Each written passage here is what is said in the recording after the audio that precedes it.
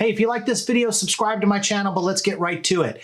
Deadline is reporting that Paramount has pulled the plug and shelved Star Trek IV, which would have been a continuation of the J.J. Abrams rebooted of the franchise Star Trek. Now, everybody kind of saw this coming, and when I heard about the kind of the plot of what they were trying to do with the next Star Trek film, I thought they were barking up the wrong tree. But one of the reasons why the project's been shelved so far is S.J. Clarkson is going to come on board. She was going to come on board to executive produce and direct. She would have been the first female director for a Star Trek feature film. And that would have been pretty cool. But she probably got tired of waiting around in the development phase, and she got hooked on a better gig. She's going to be doing the prequel to Game of Thrones. HBO signed a deal, inked a deal with her, and she's going to be producing that and getting that off the ground. And everyone loves Game of Thrones. We all know it's ending this season this year, and I know it's going to be limited, like only 6 episodes or something, so everyone's going to be really excited to know that there's a prequel, and everyone's going to go crazy about that. But let's talk about Star Trek. So the premise that they were throwing around was like Chris Pine was going to go back in time and team up with Chris Hemsworth, who played his father, who died in the 2009 released original Star Trek reboot by JJ. And when I heard that, I was like, that just doesn't sound right. First of all, they've done a lot of this time traveling stuff, and I know it pissed off a lot of the hardcore Trek fans when basically it created an alternate timeline where it did pay homage to the old crew, and in some of the movies they even showed pictures of William Shatner and everybody when Spock had died in the last film, Spock Prime, I should say, not Quinto. But the thing about it is the time travel stuff seems to be a little overplayed.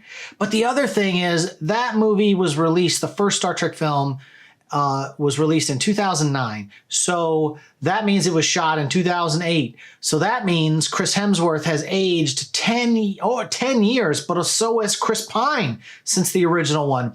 So if you remember the beginning of the original Trek by J.J. Abrams, the reboot, Chris Hemsworth was very baby-faced playing Kirk's father in that opening sequence when he battled the Romulan ship and was killed. And it was one of the most emotional scenes I've seen on a Star Trek feature film before. I remember sitting in the theater and I was watching it, and I didn't know what I was getting into when I first showed up. I mean, I like Star Trek. I'm not like crazy hardcore Trekkie, but I enjoy the Star Trek series. And so seeing that scene before the credits started, before the title card popped up, I remember my hair standing up on my arm and I had a lump in my throat, and I was like, oh my God, that was so emotional to see the character be killed off. But Chris Hemsworth doesn't look like that anymore. He's aged.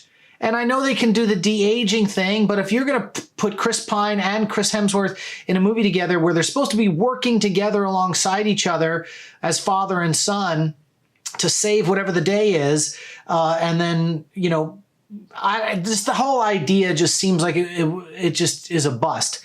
Now, CBS Television, that owns the rights to do all the Star Trek stuff, they're really making light years as far as like Star Trek Discovery. You've got a new Picard series coming out that Kurtzman is writing, and they're doing all these little small vignettes of Star Trek that are going to be all exclusive to the CBS Access. So, I really feel like the Star Trek formula works well for television because you can go explore strange new worlds and see new civilizations and solve capers all within a small thing. With the films, they're great to have nice standalone films, but I feel like the Star Trek franchise under J.J. Abrams, and then and then when he's left, and then you bring in Fast and Furious and all this other kind of stuff, the elements of what made Star Trek are starting to veer off. So I'm really kind of happy that they're not going to go forward with a fourth one. I think they should. I just think they should take their time, let the franchise breathe a little bit, and then get life back into it. And just to give you an idea, the original Star Trek that came out in 2009 that JJ did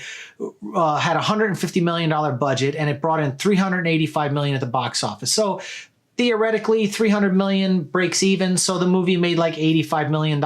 And then when you throw DVD sales and television and all that other kind of stuff, that was a good profit for Paramount. And then Into Darkness, the second one, was 467 million, but the budget went from 150 million to 190 million.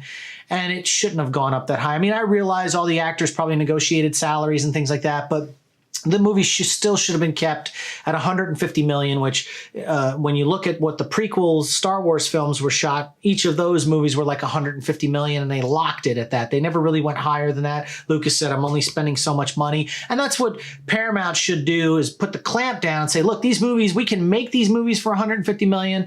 Hell, some of the stuff on the CBS Access, Star Trek Discovery, looks like feature film quality, what they're doing, and they can't be spending 150 million to make that show.